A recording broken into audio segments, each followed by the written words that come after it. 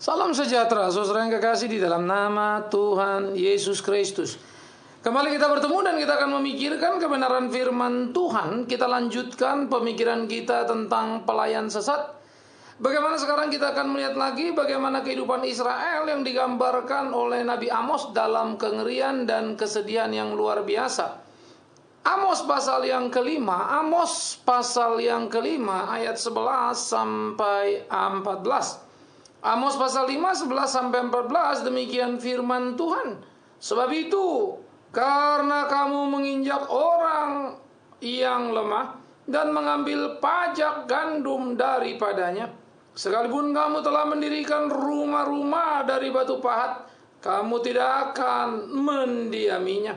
Sekalipun kamu telah membuat kebun anggur yang indah, kamu tidak akan minum anggurnya. Sebab aku tahu bahwa perbuatanmu yang jahat banyak dan dosamu berjumlah besar. Hai kamu yang menjadikan orang benar terjepit dan menerima uang suap, dan yang mengesampingkan orang miskin di pintu gerbang.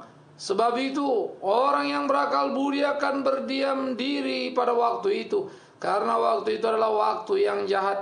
Carilah yang baik dan jangan yang jahat, supaya kamu hidup.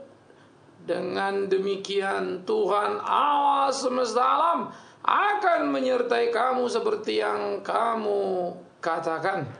Saudaraku yang kekasih, menarik ketika kemudian Tuhan marah besar terhadap bangsa Israel yang hidup dalam kekacauan. Mengapa?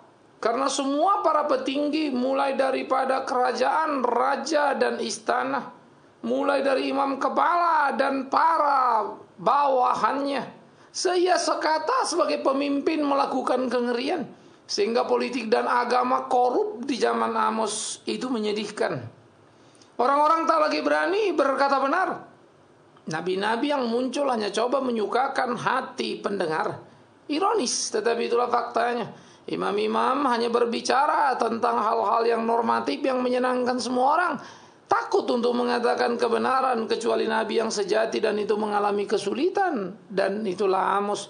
Amos harus berhadapan dengan zaman yang sulit. Amos harus berhadapan dengan angkatan yang bengkok hati, yang sampai-sampai Tuhan mengatakan muak dengan ibadah mereka, muak dengan nyanyi-nyanyian mereka, muak dengan puji-pujian mereka. Itu ada pada pasal yang kelima ayat yang 21, ketika dia berkata, aku membenci, aku menghinakan perayaanmu, aku tidak senang kepada perkumpulan rayamu, aku buak dengan korban-korban bakaranmu. Ya, lalu dikatakan juga ayat 23, jauhkan daripadaku keramaian nyanyian-nyanyianmu, lagu gambusmu, tidak mau aku mendengarkannya. Ironis, mereka menyanyi, mereka beribadah, mereka memuliakan Tuhan dalam penuh kepalsuan. Mari kita mulai atur. Pertama, bahwa bangsa itu sudah hidup dalam keporak-porandaan moral yang mengerikan, saudaraku yang kekasih. Bahwa mereka hidup dalam kegalauan, kekacauan moralitas, dan mereka mengabaikan orang miskin, bahkan mengambil haknya. Mereka menekan orang benar dan mereka memakan suap di sana. Siapa? Pemimpin daripada kerajaan dan juga pemimpin dari agama. Ini menjadi sebuah ironi yang mengerikan, karena para pemimpin agama yang seharusnya menjadi pelindung bagi orang miskin dan orang susah, ternyata mereka mengambil keuntungan yang sama.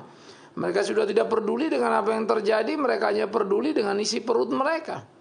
Mereka tidak peduli dengan apa yang ada di sebelah sana, mereka hanya peduli dengan apa yang mereka gunakan dalam kehidupannya. Betapa mengerikannya ketika para pemimpin, baik di istana secara politis maupun di dalam bait Allah secara teologis, telah menjadi sama-sama penjahat bagi kebanyakan orang. Dan kasihanlah orang miskin, orang benar, mereka dijepit, mereka diperas. Ironis. Itu menimbulkan kegalauan yang sangat mengerikan, saudara, moralitas yang sangat bobrok yang ada di sana. Tetapi ini yang luar biasa dengan latar belakang yang rusak itu. Mereka tetap beribadah. Jadi jangan saudara pikir kalau orang sudah brengsek nggak beribadah. Mereka beribadah. Hebat lagi, mereka menyanyikan lagu nyanyian mereka, puji-pujian mereka, semua perayaan gerejawi mereka rayakan, dan mereka memberikan perpuluhan mereka memberikan korban bakaran mereka. Jadi secara ritual keagamaan semuanya berjalan. baik, bagus, dengan mata telanjang bisa dilihat, memenuhi persyaratan ritual. Tetapi secara spiritual mereka telah kehilangan maknanya karena Tuhan membenci dan tidak suka pada apa yang mereka lakukan. Bisakah saudara membayangkan berapa banyak sebetulnya ibadah-ibadah yang berjalan di kolong langit ini yang disukai Tuhan? Sayang saja, tidak seperti dulu ketika Nabi datang dan bersuara lantang menyuarakan itu. Tetapi lebih dari cukup bagi kita informasi dan ketentuan-ketentuan yang ada yang sudah digambarkan Alkitab untuk membuat kita tidak menjadi orang bodoh untuk memahami apa yang sedang terjadi. Saya selalu berkata, seringkali kita menjadi orang-orang munafik yang tidak berani benar lalu berkata, ya saya tahu memang ada salah Pak, tetapi ya sudahlah, yang penting saya hanya melayani Tuhan saja, kok saya nggak ikut-ikutan. Kita tidak ikut-ikutan tapi masih ada di situ. Kita tidak ikut-ikutan tapi masih melakukan apa yang dilakukan oleh kelompok di mana kita ada. Ironis sekali. Tetapi itulah kekristenan. Bodoh amatlah, itu urusan mereka. Saya nggak mau tahu. Saudara tidak mau tahu tapi saudara di situ. Saudara bertanggung jawab. Saudara tidak bisa bilang tidak mau tahu lalu tidak mau tahu, tidak mau mengurusi, tapi tetap di situ. Katakan mereka salah. Kalau saudara tidak mau ribut lalu menganggap kalau ngomong nanti ribut, ya keluar, jangan di situ. Karena itu lihatlah hatimu, lihatlah dirimu, betapa munafiknya kamu. Tuhan akan benci kepadamu. Ironis, padahal orang lain yang salah bukan? Ya Tuhan benci besar pada mereka, tapi Tuhan juga ikut membencimu karena kau ada di tengah ketidakbenaran dan bisa berada dengan nyaman di sana. Dan kau hanya bergaul dengan ritual dan mengikuti ritual yang sudah tidak ada dan kehilangan nilai-nilai spiritualnya. Bagaimana mungkin? Oleh karena itulah saudaraku yang kekasih, apa yang digambarkan oleh Nabi Amos, betapa banyak pelayan sesat yang kemudian terjebak dan bersekongkol dengan pemimpin politik dalam kesesatannya. Mereka menjadi lintah darat yang sangat mengerikan, mengisap darah para umat. Orang-orang miskin, orang susah, mereka ambil hak dan keadilan mereka. Mengerikan. Jadi itulah situasi peta yang sangat menakutkan dari orang-orang Israel pada waktu itu di dalam kegalauan, kekacauannya.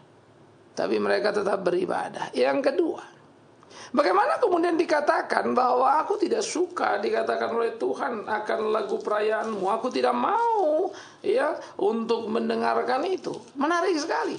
Pada waktu dikatakannya aku tidak mau mendengar, padahal orang-orang Israel sedang menyanyi.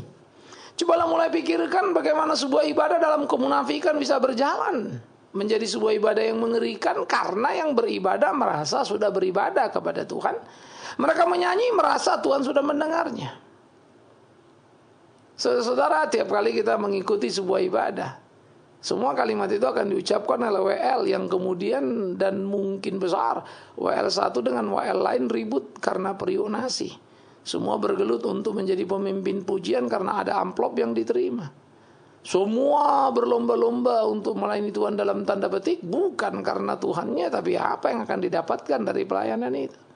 Gereja makin hari makin mengerikan karena menghadirkan yang bermutu dalam musik tapi tidak bermutu dalam rohani dan panggilan. Ini terjadi. Karena itulah kengerian-kengerian di dalam gereja itu makin menggila, makin membingungkan kita mana sebetulnya yang pelayanan dan mana yang bukan. Karena semua sangat berorientasi kepada angka-angka dan rupiah. Karena itu tidak heran kalau kemudian ketika kita merasa kita menyanyi, kita merasa kita memuliakan Tuhan, lalu mendengarkan kalimat Tuhan senang dengan puji-pujian kita. Padahal andai kata saja kuping kita itu peka, bersih, mengerti firman. Apa yang dikatakan oleh Amos, bahwa Tuhan tidak mau mendengar nyanyian mereka, Tuhan tidak mau menerima persembahan mereka. Alangkah luar biasanya. Maka saya coba untuk mengambil posisi itu di dalam situasi yang berbeda dan berkata kepadamu, tidakkah mungkin kita juga orang-orang yang sama, yang sebetulnya menyanyi tapi Tuhan tidak mau mendengar,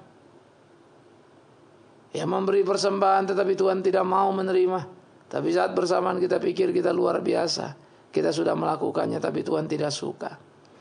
Orang-orang Kristen selalu GR istilahnya begitu ya, selalu merasa Tuhan cinta saya. Itu katamu. Aku cinta Tuhan, itu juga ucapanmu. Bagus-bagus saja, sah-sah saja kau katakan kau cinta Tuhan. Tapi ketika kau berkata Tuhan cinta aku, itu jadi persoalan serius. Karena dari mana kau tahu Tuhan mencintaimu? Apa betul Tuhan mencintaimu?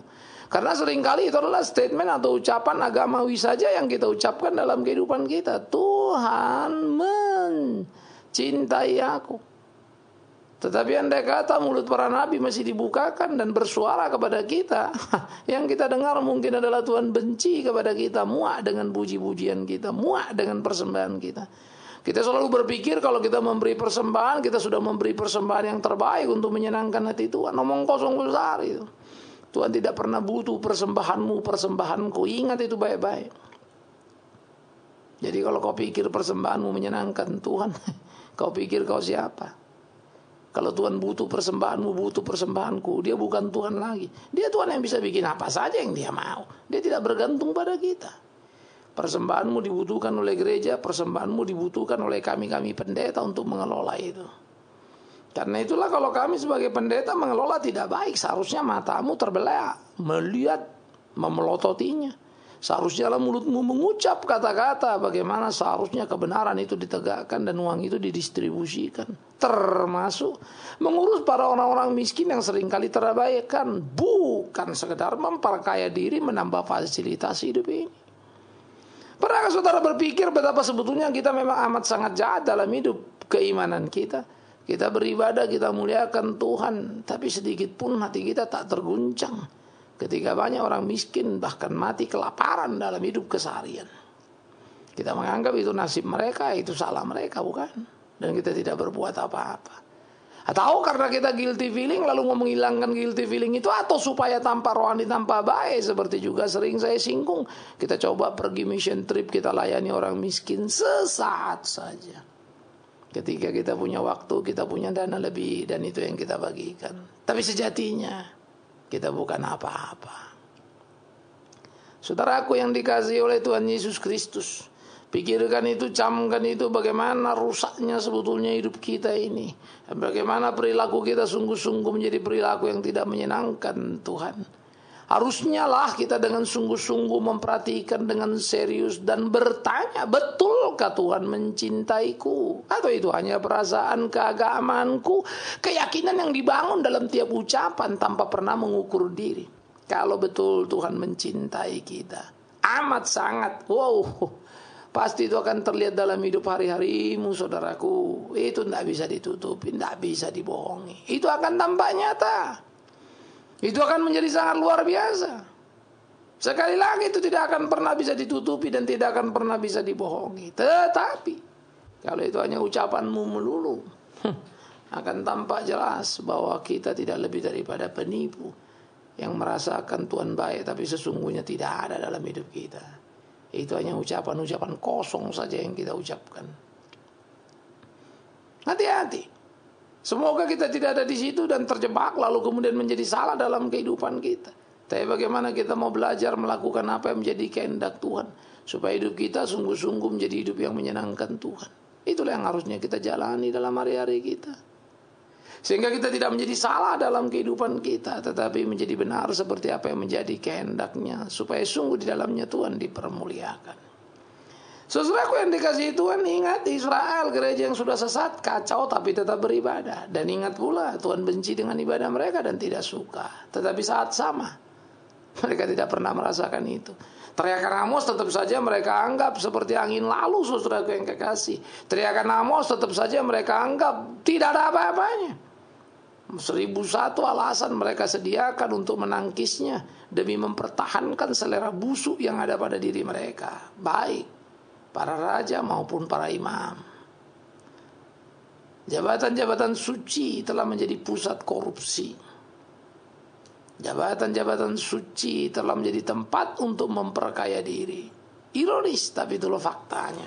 Pelayan sesat, betul sekali. Karena itu hati-hatilah. Karena dari sejak dulu, sekarang sampai selama-lamanya, sampai Yesus datang, tetap itu ada.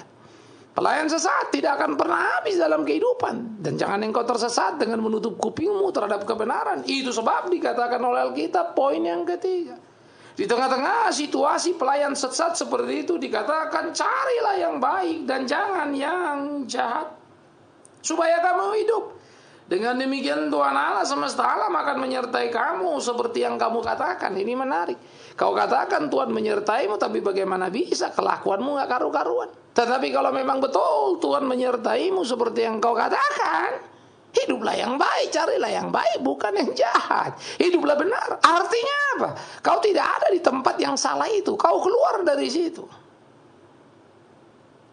Kalau memang Tuhan yang kau cari. Tapi kalau kawan yang kau cari, kumpulan yang kau cari, situasi yang cocok yang kau cari, yang cocok dengan seleramu yang kau cari, musik yang cocok dengan kupingmu, ya tetaplah kau di situ.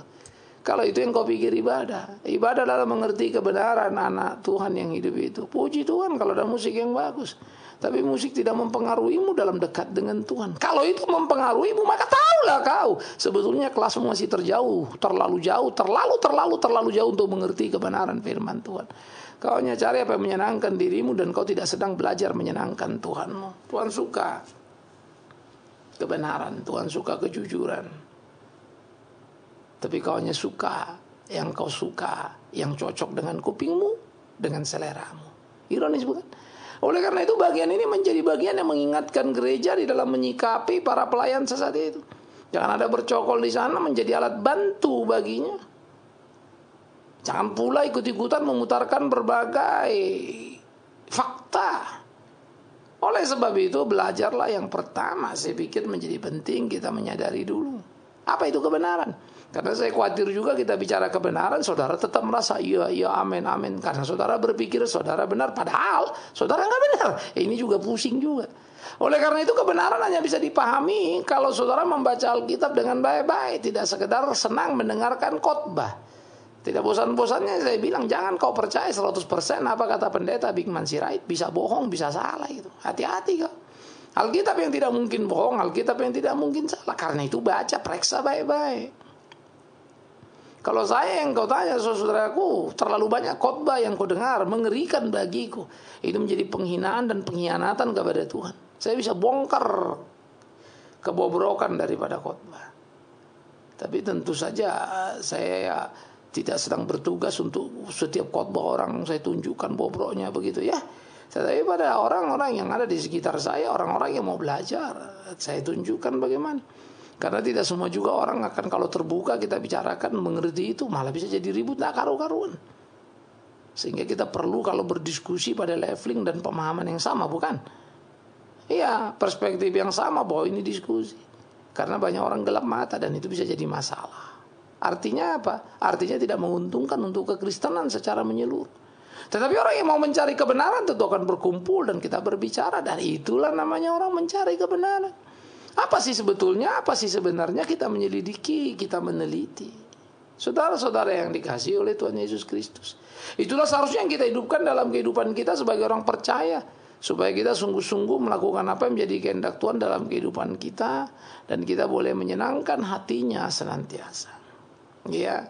Jadi hati-hatilah kepada pemimpin-pemimpin pemakan suap itu. Tapi mereka tetap beribadah. Dan hati-hatilah kau beribadah, tapi Tuhan tidak suka.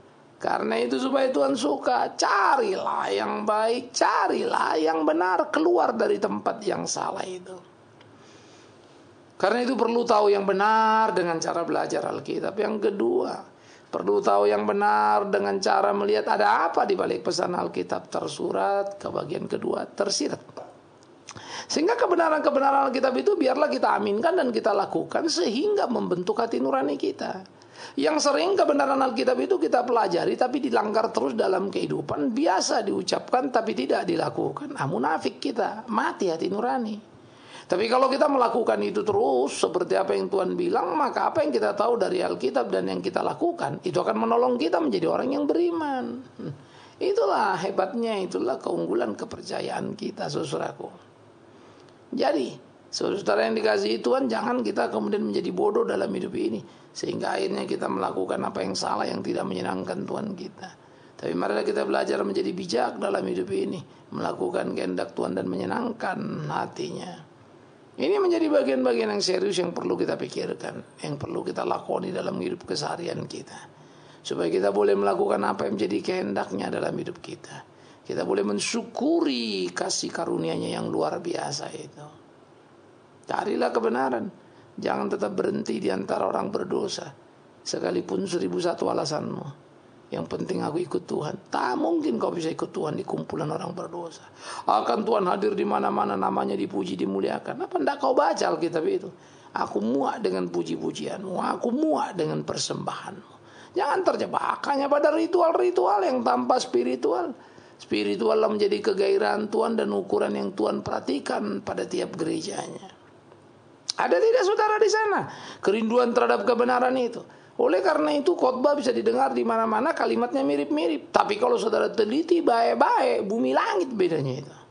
Semua bahasa di permukaan mirip-mirip. Saya suka mencermati khotbah. Kalimatnya bagus ini. Kalimatnya oke ini ya. Di radio, di televisi. Tetapi kemudian kalau kita perhatikan lagi, wow gila, ternyata dia larinya kemari, larinya ke sono dan seterusnya. Ternyata apa yang diucapkannya kalimat tadi itu kalimat bagus yang di copy pastenya itu pasti dari orang lain. Karena dia tidak tahu dasar daripada kalimat itu sendiri. Bagaimana kalimat struktur itu berdiri dengan kokoh, dengan kuat pada pemahaman yang utuh. Itu kelihatan. Apalagi kalau sudah masuk tanya jawab, makin kelihatan lagi apa yang ditanya, apa yang dijawab. Dan seringkali jawaban-jawaban pun hanya berupa motivasi-motivasi. Misalnya ada kesulitan, langsung dijawab, wah memang betul itu sangat sulit, tidak mungkin kita mengerti. Tetapi kita bersyukur Tuhan memberikan kita pengertian dengan iman kita. Kita beriman saja, amin. Semua langsung amin. Padahal pertanyaan tak terjawab. Tapi semua sudah terbawa pada semangat yang salah. Nah disitulah kebenaran itu dimanipulasi. Disitulah kebenaran itu tidak tampil lagi. Sehingga lama-lama kita terbiasa dengan seperti itu. Akhirnya yang bukan jawaban kita anggap jawaban, yang salah kita anggap benar. Matilah hati nurani kita.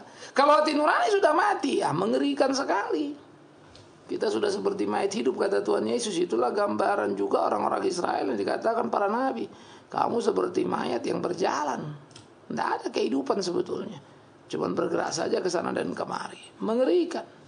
Janganlah kita di situ dan janganlah kita seperti itu, supaya hidup kita jangan menjadi malapetaka. Saudara-saudaraku yang dikasihi oleh Tuhan Yesus Kristus, awas pelayan yang sesat. Kalau kau tahu jangan ada di sana, atau Tuhan yang akan murka padamu, atau kau akan mati hati nuranimu. Semoga kau cerdas untuk berpikir, berani untuk bertindak. Tuhan menolongmu. Awas kesesatan di sekitarmu. Amin. Mari kita berdoa. Tuhan, kami bersyukur, kami berterima kasih untuk firman hidup yang menghidupkan kami. Dan kami berdoa supaya Tuhan menolong kami, menuntun kami di sepanjang perjalanan hidup kami. Supaya hidup kami menjadi hidup yang menyenangkan hati-Mu, melakukan apa yang menjadi kehendak-Mu, di dalamnya Tuhan ditinggikan. Berkati sertai kami, tolong kami, tuntun kami, bimbing kami, supaya seluruh kehidupan kami jadi kehidupan yang menyenangkan hati-Mu. Kuatkan kami melakukan kehendak-Mu untuk mengatakan ya atas ya, tidak atas tidak. Berani terpisah dari kumpulan kami yang menyenangkan karena jauh dari kebenaran, dan boleh berkumpul di tempat baru yang mungkin asing tapi memang ada dalam kebenaran, supaya kami tetap terikat dalam persekutuan dengan-Mu ya Tuhan. Dalam nama Yesus Kristus Tuhan, biar Tuhan memberi kami bijaksana dan keberanian dalam hidup ini untuk benar. Amin.